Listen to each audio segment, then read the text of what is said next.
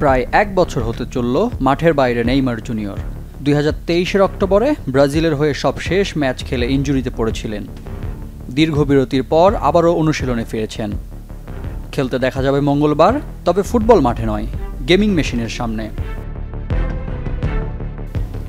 Saudi আরবের রিয়াদে চলছে ই-স্পোর্টসের প্রথম বিশ্ব আসর, যেখানে পেশাদার গেমাররা অংশ নিচ্ছেন ৮ সপ্তাহের বিশ্বকাপে। ফ্যালকন অ্যালুমিনিয়াম, নির্ভরতার প্রতীক। সৌদি ফুটবলের আইকন ব্রাজিলিয়ান সুপারস্টারের ইমেজ দিয়ে ই-স্পোর্টসের ব্র্যান্ড ভ্যালু বাড়াতে চায় আয়োজকরা।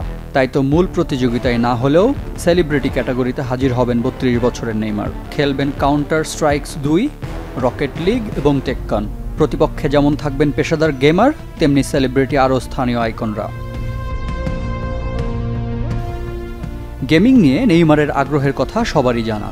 ২ মাসের মধ্যে দ্বিতীয়বার তাই যাচ্ছেন রিয়াদ বুলভার্ডে।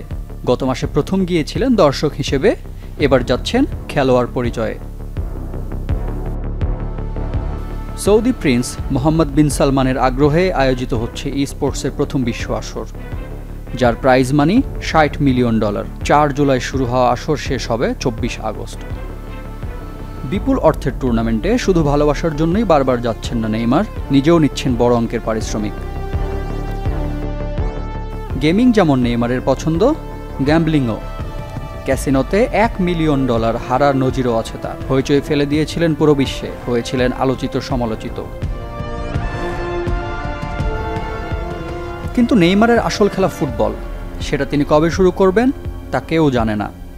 ইনজুরি আর তার ক্যারিয়ার সমান তালে এগিয়েছে।